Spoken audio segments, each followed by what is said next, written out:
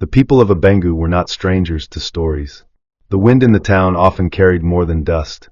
It whispered names, stitched rumors into truth, and twisted facts until even the moon paused to listen.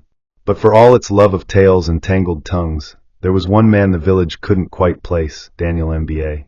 He lived just off the main road, beside the cluster of almond trees where boys played ball in the evening. His compound was modest, painted with that dull, eggshell blue paint that peeled at the edges like old secrets. But Daniel himself moved like a man not meant for small spaces. He walked with a deliberate calm, like someone who knew where each stone in life's path was hidden. He had the sharp mind of a teacher and the disarming patience of a man used to silence. To most in Abengu, he was respectable, if not a little too quiet. He dressed neatly, spoke only when spoken to, and greeted elders with the kind of deference that made grandmothers beam with pride. But there was something else, an odd emptiness around his life, like a room with no furniture. No family visited. No women waved from his gate. No child ever called him Papa. He was there, yet not entirely there. The kind of man whose shadow sometimes walked ahead of him. The villagers accepted him the way one accepts the smell of smoke from a far-off fire, faint enough to ignore, but too steady to forget. When Daniel returned from Neka village with a woman beside him, the town barely blinked. It was not uncommon for men to bring back wives like folded shirts from distant towns, quiet, unknown, and mostly invisible to others. But this woman, Awil, was different. Her silence didn't feel submissive, it felt forced. She smiled the way one does when they've been told too many times to smile. A small woman with skin the color of rich cola bark and a softness in her eyes that hinted at deeper waters. She arrived on a Tuesday morning with nothing more than a polythene bag and a folded wrapper clutched to her chest. Her footsteps were light, but her presence was heavy with something unspoken. The villagers, nosy as they were, found her uninteresting at first glance. She wasn't flashy or loud. She didn't show off new clothes or rush to join women at the market square. She stayed behind the walls of Daniel's compound like a planted yam waiting to sprout. Days melted into weeks, and still, not a single soul had heard her voice echo beyond those walls. It was Mama Ajime, Daniel's elderly neighbor, who first began to take notice. "That woman dey walk like person way no one be seen," she told her cat one evening, adjusting her faded wrapper. Her old eyes had seen too many lies dressed as marriages, and something about this union scratched at her instincts like a rat behind a cupboard. It was during one of those dusky evenings, when the sky was the color of burnt embers and the scent of Audrey floated lazily through the air, that Awil sat beside Daniel under the mango tree behind the house. The tree had stood there long before any of the present tenants moved in. Its branches stretched like tired arms, its trunk rough like the back of an old tortoise. They didn't sit close. A silent chasm separated them, wide enough to fill with all the things they never said. Daniel leaned back, chewing on a broomstick and gazing ahead. Then, without turning to her, he spoke. "Don't let anyone here know you're my wife." It wasn't a request. It was a sentence, delivered with the finality of a locked door. Awil turned to look at him, but his face remained fixed on the horizon. She blinked. Once. Twice. Her lips parted, but no sound came. The wind picked up, fluttering the edge of her wrapper. For a long moment, the only sound between them was the restless rustling of leaves above their heads. "Why?" she asked eventually, her voice trembling like a clay pot on a shaky stool. Daniel paused, as if her question had arrived from a place he didn't expect. "It's just better," he said. And that was it. No reason. No explanation. Just a 6-word command that would shape everything that followed. Awil nodded slowly, not because she agreed, but because she had nowhere else to place her heart. In that moment, something inside her curled into itself and went still. She returned to the kitchen that night and cooked with her hands but not her soul. The firewood crackled beneath the pot, sending up sparks like silent fireworks. Her fingers chopped okra like a machine, mechanically, without rhythm. When Daniel came in later, he ate without comment, and she sat across from him, watching him with eyes that held more silence than sound. Her mind wandered to her father's words the night before her wedding. "A man who hides you once may bury you later." She had laughed then, thinking it was one of his proverbs twisted from fear. But now, seated in a house where her name had no meaning, she understood. She wasn't a wife in Abengu, she was a shadow with chores. The next morning, she woke before the cocks, swept the compound, and folded Daniel's shirts. He kissed her forehead briefly before heading out to school, something he hadn't done in weeks. She held on to that kiss like a beggar holding on to spare change. But when he stepped out and greeted their neighbor like he lived alone, she knew. A wheel was in a marriage without fingerprints. A ghost. A name removed from its meaning. Still she stayed. Because sometimes, the strongest prisons are built with silence and smiles. The first time a wheel stepped out alone to buy yam and pepper from the market, the sky above Abenga hung heavy like a bowl of boiled beans too close to tipping. The clouds were low and moody, like they knew secrets that hadn't yet been told. Her wrapper was tied tightly across her waist, her head covered with a plain scarf, and in her hand was a small list scribbled on the back of an old receipt. She walked with her eyes cast downward, greeting no one unless greeted first, her voice so soft even the wind had to bend to hear it. The market women, who had mastered the art of catching the scent of new faces, paused mid-bargain to study her. They didn't ask questions out loud, but their eyes were full of chatter.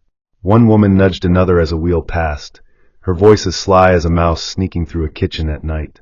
She no day talk. Just day waka like say she day count her own shadow. A wheel didn't flinch. She had long learned the art of being invisible, one of the few things silence taught best. She bought her items with exact change, never once bargaining or smiling. To some, she looked rude. To others, sad. But no one saw the truth. She was floating in a world where she wasn't allowed to anchor. By the time she returned home, the clouds had burst, and the rain came down like heaven's grief, soaking her through before she could unlatch the compound gate. Daniel wasn't home. The house felt colder than the rain. She stood by the window, shivering and staring into nothing, and for a long while, she didn't even remember to dry her feet. The days that followed were stitched together with repetition and restraint. A wheel woke before dawn, swept the compound, prepared breakfast, and ironed Daniel's clothes with the precision of a machine trying not to be noticed. She hardly spoke unless spoken to, and even then, her words were like footsteps on cotton. When Daniel came home, he would hum to himself, sometimes greet her, sometimes not. He treated her with the kind of politeness one uses with strangers you don't want to offend, distant but not unkind. And when he ate, he chewed slowly, rarely lifting his eyes from the plate, as though her presence might break if acknowledged. He came and went like a man who had buried something deep in the backyard and didn't want to hear it scratching. At night, they lay on the same bed like two strangers caught under the same storm. If he touched her, it was by accident. If she rolled toward him, he rolled away. But still a wheel stayed, her spirit clinging like smoke to damp wood. It was not that she didn't want to leave. It was that leaving would mean admitting she was never truly wanted in the first place. Pride, that silent anchor, tied her down harder than love ever could. And so she endured, day after day, until the lines on her face began to write stories she hadn't yet lived. Sometimes she would look into the small mirror hung beside the kitchen, and barely recognize herself. She had arrived as a woman with dreams wrapped tightly in her suitcase. Now, she was a shadow wearing the skin of the girl she once was. One evening, as twilight smeared itself across the sky like spilled oil, a wheel heard laughter outside the compound gate. Not just any laughter, his. Daniel's laughter had a specific rhythm to it, like drumbeats on a calm morning. She moved quietly to the edge of the veranda, careful not to step too hard, and peered through the slats of the wooden fence. There he was, standing beside a young woman with a bright yellow scarf tied like a promise around her hair. The girl's laugh bounced off the street like marbles on tile, loud and free, the kind of laugh a wheel hadn't heard in months. Not from him, not from herself. They stood close, too close, their bodies almost whispering secrets to each other. Daniel leaned in slightly, brushing an invisible something from the girl's sleeve, and she swatted his hand playfully. It was an innocent gesture on the surface, but even innocence has shadows when viewed through a certain light. A wheel watched until they disappeared down the street, swallowed by laughter and evening dust. When she returned inside, she didn't cry. Not that night. She simply sat at the edge of their bed, listening to the silence that followed his absence. When he finally returned, hours later, smelling of beer and pepper soup, he mumbled something about a staff meeting running late. She nodded, not because she believed him, but because she no longer had the strength to challenge ghosts. It wasn't until Mama Ajime paid her an unexpected visit that the pieces began to gather. The old woman came one morning with a basket of groundnuts, an unsolicited concern. Her legs were frail, but her words were knives wrapped in velvet. "My daughter," she said, settling onto the stool uninvited. "Some things hide in daylight thinking they can't be seen. But light no day lie." A wheel said nothing, just offered a faint smile, and wiped her hands on her wrapper. Mama Ajime continued, cracking groundnuts one by one, her gaze sharp. You day live like person way day borrow her own house. A husband way no carry you for town na man way carry another woman for heart. The words landed like rain on a dry roof, loud, unsettling, unavoidable. A wheel swallowed hard, but kept her face steady. I'm fine, she said, voice as brittle as roasted yam. Na fine day kill woman pass, Mama Ajime replied, rising slowly. Before leaving, she placed the basket on the kitchen counter and whispered, when you're ready to speak, come. But don't wait till your voice becomes dust. And just like that, she was gone, her footsteps quiet, but her words loud enough to echo through the walls long after. A wheel stood still for a while, staring at the basket of groundnuts. Then, slowly, as if waking from a deep sleep, she began to shell them, one by one, letting the rhythm calm her storm. But inside, a knot had begun to form, a knot that would, one day, pull everything apart. The morning after the conversation with Mama Ajime, a wheel woke with a certain heaviness in her limbs. Not the tiredness that came from housework or hunger, but the kind that wraps around the bones when the mind has spent the entire night wrestling with shadows. She had dreamt of a door opening slowly, and a wind howling behind it, snatching everything inside the house. Chairs, pots, photographs, even her. When she sat up, there was a tightness in her chest, a subtle reminder that something inside her had begun to shift. The day carried on like all others, but her silence no longer bent its neck. It stood straight. Daniel barely looked in her direction that morning, his mind already somewhere far away, tangled perhaps in thoughts she was no longer welcome to share. He dressed with urgency, muttering about school delays and parent complaints, but a wheel noticed how carefully he ironed his shirt that day, how much time he spent grooming the edges of his beard in the cracked mirror above the sink. His cologne lingered longer than usual in the hallway, a faint citrus trail that tickled her throat and made her stomach churn. After he left, she stood at the front door longer than she should have, staring at the road like it owed her answers. The silence in the compound was different now. It didn't feel like peace. It felt like a waiting room.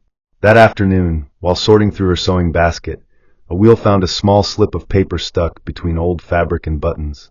It was not hers. Written in a bold, slanted hand was a short grocery list: yam, onion, oranges, biscuits. At the bottom was a small drawing of a flower, nothing fancy, but drawn with the carefree loops of someone untouched by restraint. She turned the note over, searching for more, but it was blank on the back. The handwriting was too neat, too delicate to be Daniel's. Her stomach tightened. She folded the paper and placed it in a corner of the drawer, as though setting aside a question for later. Around late evening, when the sky was heavy with the smell of charcoal and stewed fish, she decided to take a walk to the school. She didn't know what she expected to find. Perhaps just fresh air, perhaps something else. The building was mostly empty when she arrived, except for the hum of a fan struggling inside the headmaster's office. As she stood by the side of the building, shielded by a flowering shrub, she saw her husband walk out with a young woman, her yellow scarf catching the final rays of the sun. The girl looked up at him, eyes dancing, and said something that made him laugh. That laugh again. The same one a wheel remembered from her first month of marriage, the one that had vanished slowly, like water in a leaking calabash. Daniel reached out and plucked a leaf from the girl's scarf, or maybe it wasn't there at all. They both laughed, and the girl touched his arm in that absent-minded way that meant she didn't have to think before reaching for him. She turned away before she saw more. Some truths do not need to be spelled out. They simply arrive like uninvited guests and sit comfortably in the middle of your chest. A wheel walked home slowly, each step pressing into the earth like she was carving her pain into the soil. When she reached the house, she didn't remove her scarf. She went straight into the kitchen, boiled water, and stared into the steaming pot until her eyes blurred. That night, she waited for Daniel to return. He did, eventually, much later than usual, reeking of beer and grilled suya, pretending not to notice the way her eyes followed him across the room. He spoke to her like a neighbor, asking if there was food, asking if anyone came by.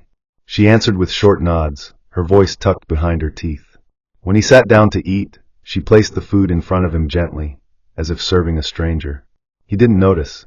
Or perhaps he did, but chose not to react. That was how Daniel handled things. He walked around cracks until the floor collapsed beneath him. She watched him eat, each spoonful like a betrayal served hot. Her thoughts wandered to the girl with the yellow scarf, her laughter so full it echoed even now in the quiet of their kitchen. That scarf had been tied too perfectly, the kind you don't wear for errands. And Daniel had laughed too freely, like a man unburdened by vows.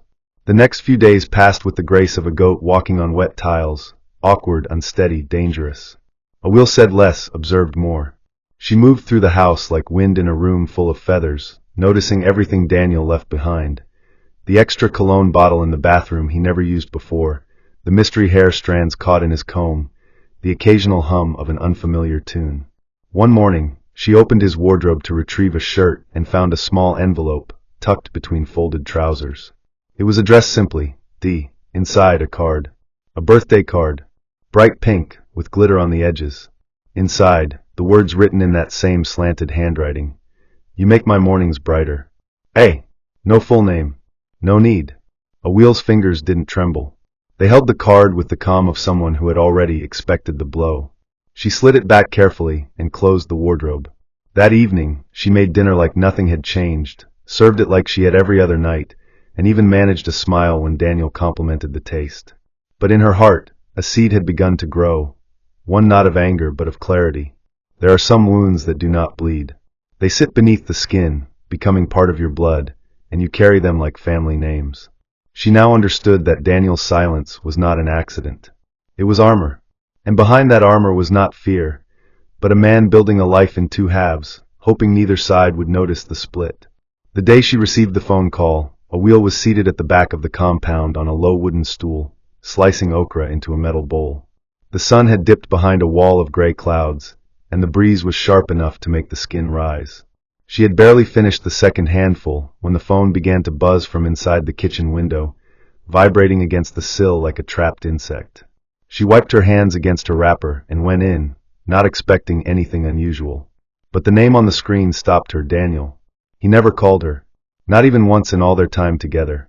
He sent messages occasionally, brief ones, often asking if she had cooked or to remind her to sweep the corridor. But now he was calling, and the sound was frantic, relentless, like something urgent had broken open. She hesitated for a heartbeat before answering. The voice that met her ear was not one she recognized. It was cracked, weak, and soaked in panic.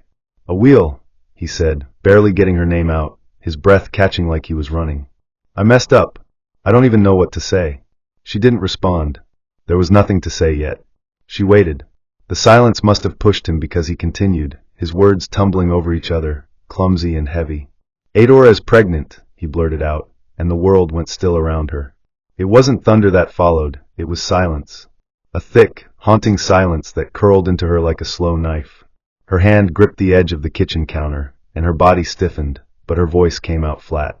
And you're sure it's yours? She asked. He didn't answer directly. He sobbed instead, the kind of sobbing that comes from a grown man, whose lies had finally started to rot in daylight. Awil didn't scream. She didn't shout. She didn't break the bowl of okra or tear the wrapper she had worn for 3 days in a row. Instead, she stood perfectly still, listening to him fall apart on the other end of the line. The man who had asked her to keep their marriage hidden was now crying to her like a boy lost in the marketplace. It was bitterly ironic, like rain falling the moment you step into dry shade. She said she's keeping it, he murmured between gasps. I don't know what to do. Her people are talking about marriage. Awil closed her eyes.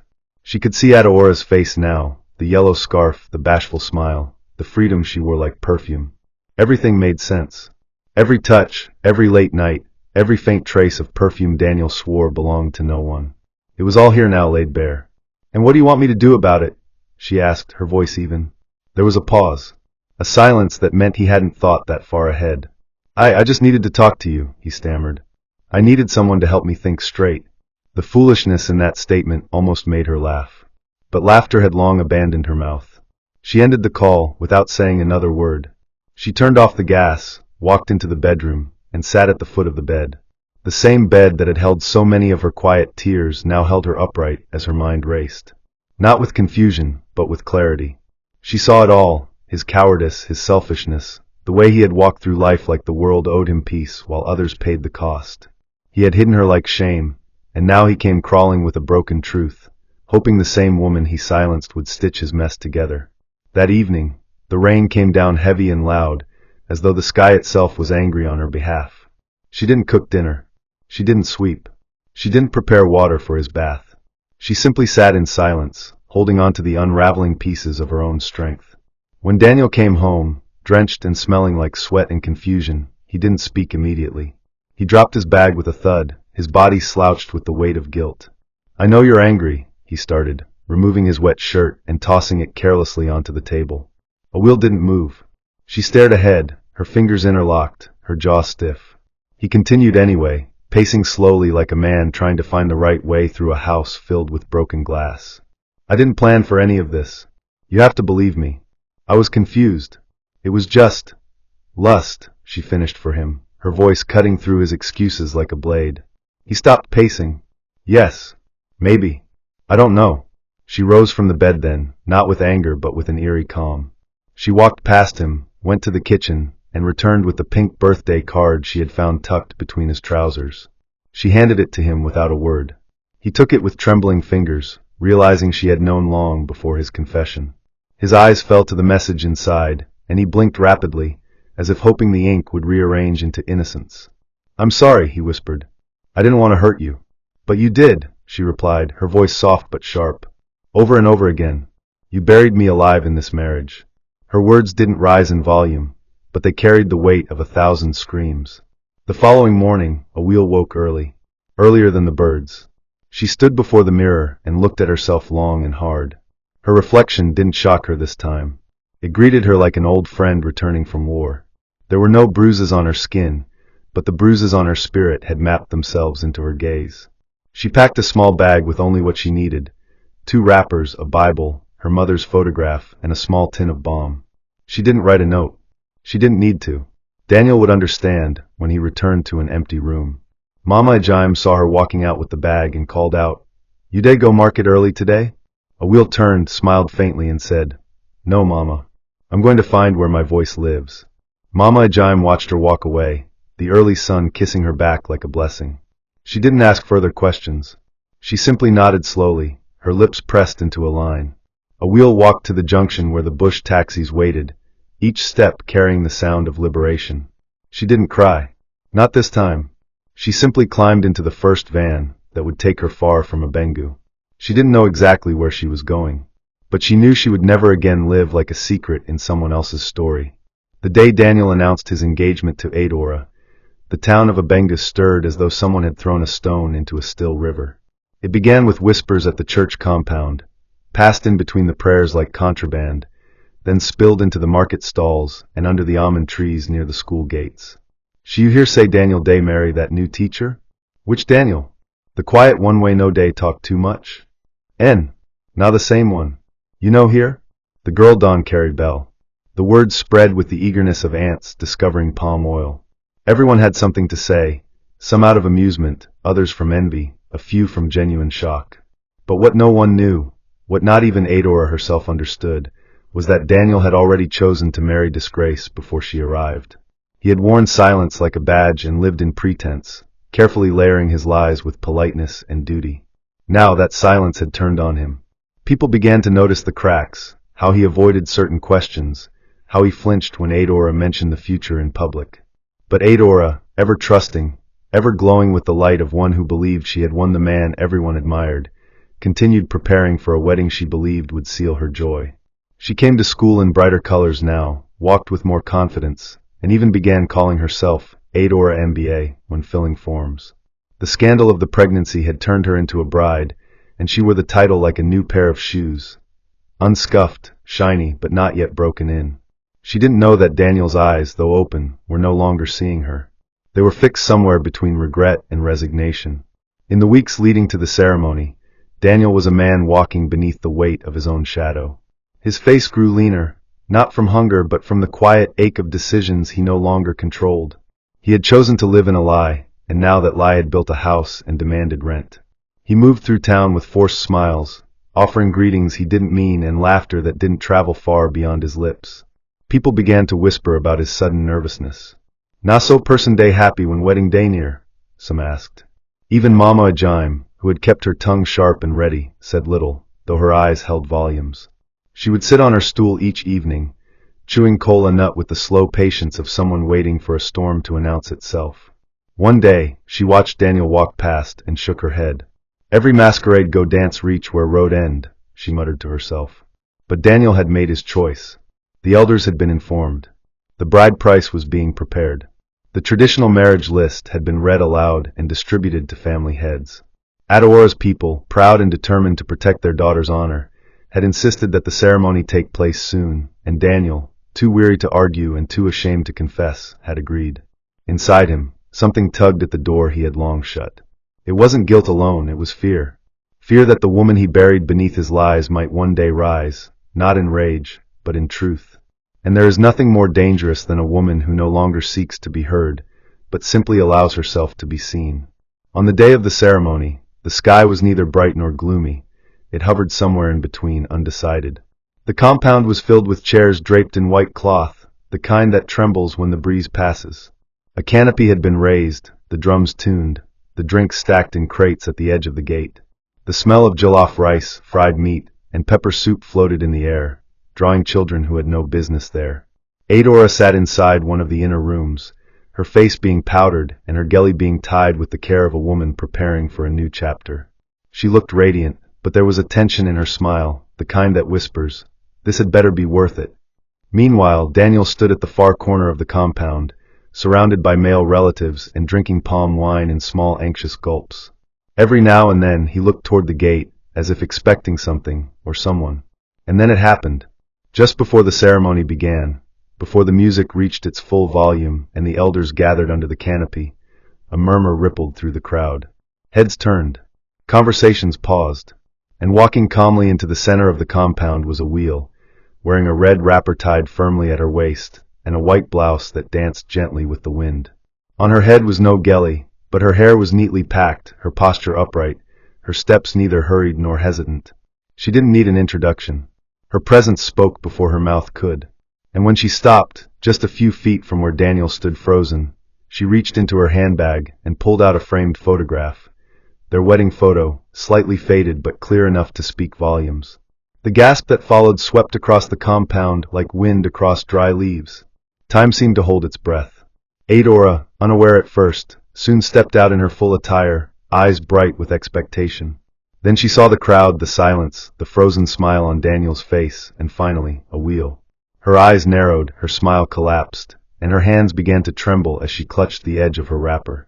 Daniel opened his mouth, perhaps to explain, perhaps to beg, but nothing came out. Words had abandoned him, just as he had once abandoned the truth. The elders, now stirred and confused, demanded to know what was happening. Awil said nothing. She walked slowly to the center, held up the photograph for all to see, then placed it gently on the table set for drinks. Then she turned to leave. No drama. No accusations. Just the truth laid bare under the midday sun.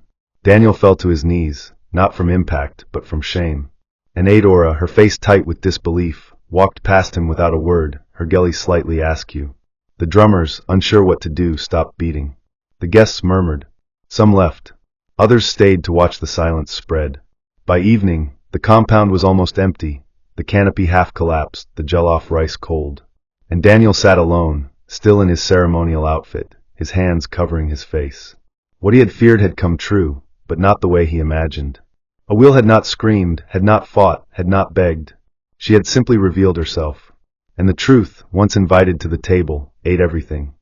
After the gathering had scattered like frightened birds and the compound returned to silence, Daniel remained kneeling beside the overturned chair, unsure whether the sun was still out or whether the world had simply stopped spinning.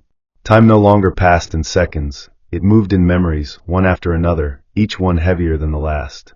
The picture frame Awil had left behind sat untouched on the drink table, its glass smeared by careless fingerprints, but its contents bold and cruel in their simplicity. A wedding photo, his wedding photo. Not Adora's. Not a past fling. A memory captured in daylight and clothed in commitment, now brought out like evidence at the trial of his life. The elders had left in confusion, many refusing to look him in the eye. Some muttered about disgrace, others about witchcraft, but most simply shook their heads. Even his own uncle, the one who had proudly slapped his back when the engagement was first announced, now walked past him without a word, his lips drawn thin as twine. The coldness of that absence struck harder than any slap could. The house was quiet now, but Daniel could still hear voices in the air, Adora's footsteps as she stormed off, the gasps of guests, the soft rustle of Awil's wrapper as she walked away for the last time. He wanted to scream, to chase after someone, anyone, but his body felt like it belonged to someone else, someone whose sins had finally claimed their due. He could feel the weight of the lie he had nurtured for so long pressing on his chest like an iron door, one he had locked from the inside with no key left. Days passed, though he did not count them. They slid by like shadows in the corner of his vision. The compound, once noisy with visitors preparing for a wedding, now remained still. The chairs were removed. The decorations had been packed up hastily. Even the canopy poles were gone, leaving bare spots in the ground where their roots had pressed into the soil. Inside the house, Daniel wandered aimlessly, wearing the same shirt for days, unshaven and gaunt. His appetite left him, but not the shame. He no longer went to the school. Someone had told the headmaster what happened, and the message was quietly passed around among the staff. Daniel MBA, the man with the double life. He became a ghost, not because he died, but because people stopped looking at him as a man. When he walked to the market for bread or matches, faces turned. Conversations dipped in volume. Even children whispered. The few who dared greet him did so half-heartedly, as if afraid of being associated with someone whose life had unraveled so publicly. Adora had returned to her village shortly after the wedding disaster, her belly still growing, but her pride emptied. Her people sent word that no ceremony would be held again, whether or not Daniel came forward. They wanted nothing more from him.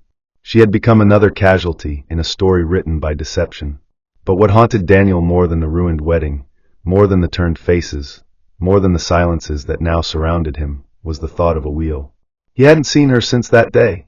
She hadn't sent word, not even a letter, and that absence felt louder than any accusation. Meanwhile, far from the collapsing weight of a Bengu, a wheel had begun to rebuild a version of herself she hadn't seen in years.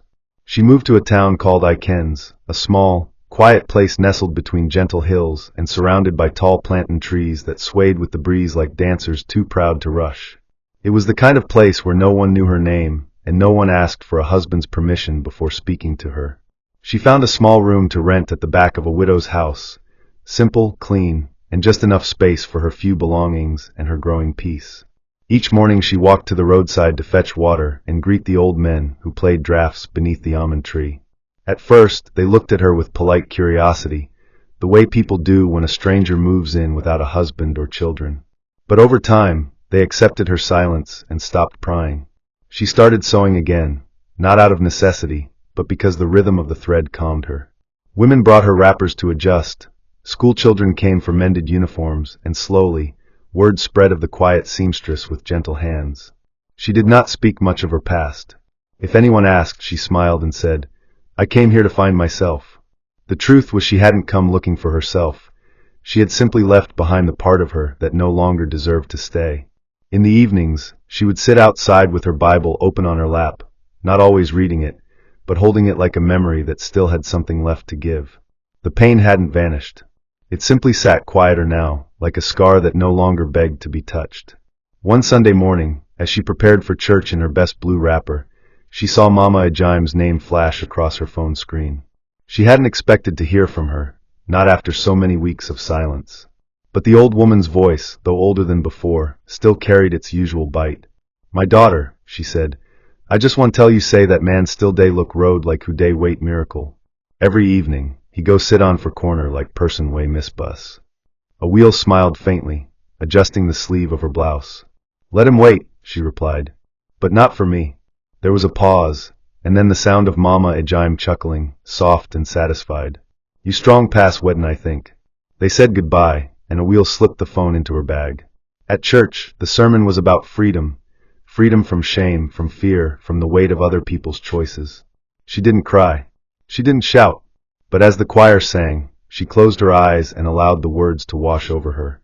She had been hidden, buried under someone else's silence, made to fold herself into invisibility. But now she was standing, not as a wife or a victim or a woman who lost her home, but as a soul who had found it elsewhere. Her strength wasn't loud. It didn't need to be.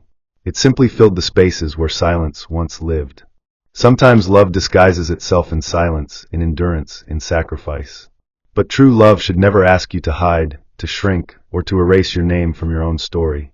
If someone cannot walk with you proudly in the open, they are not worthy of your quiet in the private. Know your worth, not in loud declarations, but in the peace that comes from being valued, seen, and respected. No matter how far you've been buried by someone's lies, you can rise, whole, healed, and better than who you were when they broke you. Don't settle for being a secret in a life you helped build. May you never be hidden where you're meant to shine. May you walk boldly into places that honor your presence. May your heart only be tied to those who value your truth. May every pain you've carried quietly turn into strength that roars in peace. May your name never be erased, your joy never be postponed, and your light never be dimmed for another's convenience. You will not miss what was never yours to begin with. You will not return to what God already pulled you out from. May your peace be full, your purpose be clear, and your spirit always protected. In all your days, may you find love that sees you, covers you, and calls you by name, without shame. If you receive this, say aloud amen. Hope you enjoyed this interesting story. Please don't forget to like, share, and subscribe to our YouTube channel. Turn on post notifications. See you on our next story.